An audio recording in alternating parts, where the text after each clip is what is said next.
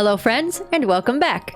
Today I'm going to tell you about a brand new game that has come out and it was heavily inspired by Stardew Valley, and that is Megis Adventure. Here's what the Steam synopsis says. Megis Adventure is a role-playing, open-world pixel game. You find yourself on an isolated, faraway island and start an adventure to overcome quests, dungeons, monsters, and foes, all in hope to help the residents of Megis Island. The story is not complex, yet fun, and full of surprises which lead to enjoyable and immersing gameplay experience. Megis Adventure was developed by a solo developer in early 2023. This development is completely independent of everything, including capital, which makes it 100% focused on pure, fun gameplay. Similar to Stardew, all updates are free and there are no in-game purchases or microtransactions. You pay once to download it, and that's all. The developer felt obligated to create an ad-free and in-purchase free game with future updates be given free to anyone who purchases the game, and a commitment to never change that decision. Here's some cool features about Megis Adventure. It's available in 26 languages. You can experience a retro pixel art game with old school and nostalgic game style. Explore a lively open world visiting different buildings, NPCs, islands, zones, and more.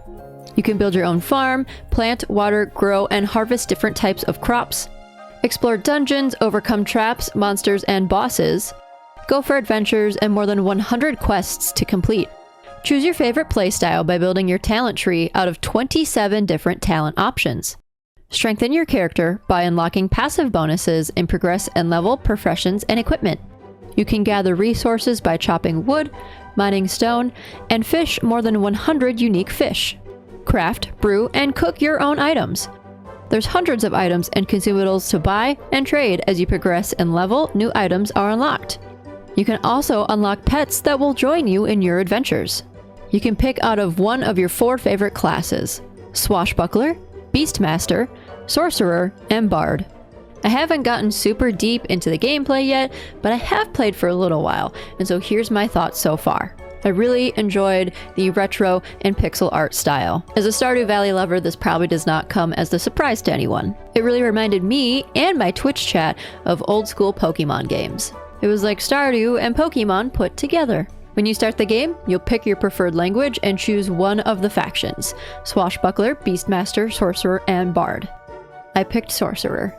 However, at first the controls were a little bit confusing to me. And I think that's due in part to the fact that I play on mouse and keyboard, not on controls. When you start the game, it does have an option in the bottom right corner to show you how to get a controller set up and for controller usability. The game does seem to be set up more for controller-based play, and I'm not sure if that's due in part to going towards a retro style, or if it was created with controller play in mind versus mouse and keyboard. I struggled a bit at first to understand how to navigate the menus and use my backpack and equip items. The bar at the bottom of the screen is not like Stardew. It shows different attack and movement options. The right side is where it shows to equip tools like your pickaxe and watering can. However, you don't start with all of your tools. You have to earn them through quests, which I was a little confused about as well. You can see your open quests when you click the little scroll icon in the top right corner. The part that confused me is that it would tell me that a quest was complete, but I couldn't figure out how to get my rewards from the quest. It's not automatic like Stardew, where you complete a quest and you just get your golden experience points by clicking done. You have to go to the character or the place that requested this quest, click the scroll icon by that NPC's box, and then click complete from there to gain your rewards from the quest. You cannot gain your rewards from the quest simply from going and seeing that it was completed in the quest menu. So once I was able to figure out how to get my rewards from quests, it went a lot smoother. I was able to get all the tools I needed to finally start getting some stone and also planting some seeds.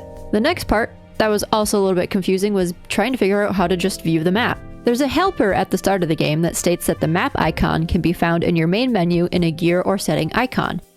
However, there is a gear icon just above your fighting and movement menu at the bottom of your screen. This is not the correct gear icon, nor is it your main menu icon. To open your main menu, there is a star in the upper right hand corner, and there is a map to view where you need to go. You can hover over buildings on the map and they will give you a title of which building is which. From there, you can go to different shopkeepers and NPCs to buy and sell and redeem things from your quests based on the icons near their dialogue box. Another important thing to note is there is no shipping bin or clock in Megis Adventure. In Stardew Valley, you place your items you wish to sell in your shipping bin, and at the end of the day, they get sold and you'll receive gold the next day. There is no clock or time in Megis Adventure, and you don't need to go to bed at a certain time or anything really. You just keep adventuring as much as you desire. You can restore your HP by sitting next to campfires. To sell your items and to get gold, you go to shopkeepers, similar as you would in Stardew, hit the little money bag icon by their dialogue, and choose the sell option. Once I figured out some basic controls of how to tab and scroll through the stores and the different options at each shop and redeem things from my quests, the game got a lot easier. I was able to get money and gold and start getting my tools so that I can actually complete more quests and just in general completing quests much faster and leveling up much faster. I did try fishing, and the fishing mechanic seems similar to how Stardew's is supposed to work. However, when I would click or hold down the mouse buttons, the green bar was very unresponsive. I'm not sure if this is a me issue or a gaming issue. I also ventured into the dungeons a little bit. The fighting mechanics were difficult at first. You have to wait for them to reload before you can use each attack or movement option, which made it hard to fight enemies who were directly next to me. But I'm sure with practice and upgraded items, this will become easier. You can also craft armor in this game as well, so that is something that I will definitely have to do. You can also adventure to other islands. I haven't done this yet as I'm not at a high enough level, but I'm excited to go see more islands once I get leveled up and can venture some more. The dungeons are also not like the mines in Stardew. It's far less mining and pretty much more just combat based. You can gather resources around the island like wood and stone by walking up to areas that have an icon and selecting the tool to use for that resource, and then gather those resources. You'll also get other minerals and fruits and foods while doing this. They don't disappear like they do in Stardew, you just have a timer and you can go back later to that resource area and use it again.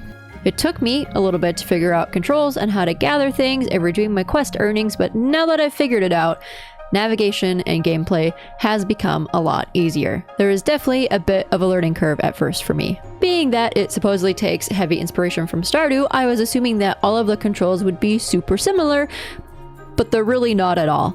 But hopefully now things will be smoother moving forward. There also doesn't seem to be much of a storyline like Stardew either. It feels much more open-ended to just adventure and explore and gather resources.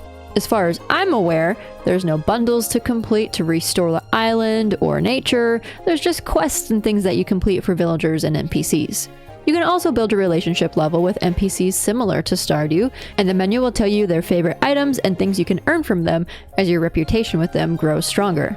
So, the answer to the question, is it worth it? On Steam, Megis Adventure is currently only $11 US. So it's not really an expensive game, and there are no in-game purchases or costs for future updates. While I struggled to understand how things worked at first, as time goes on and more updates roll out, I'm sure the game will become even more user-friendly and easier to play. Similar to Stardew, this game has one sole creator working on the entire game. So while I did struggle to play at first, my answer is yes, it was worth it. $11 is nothing major for me to play a cute little game while also supporting a small independent creator who is going to keep working on this game over time and continue to improve it for players at no cost to players. What do you think of Megis Adventure? Let me know in the comments below. If you enjoyed this video, please be sure to like, comment, and subscribe. Keep up with me on all of my social media channels, TikTok, Instagram. I'm the Anime Athlete everywhere. Come play Megis Adventure with me live on Twitch and help me figure it out, and we can enjoy the new gameplay together, and I play a lot of Stardew as well. Get behind the scenes content, early access to videos, and more on Patreon. Thank you all so much for watching. Have a good rest of your night.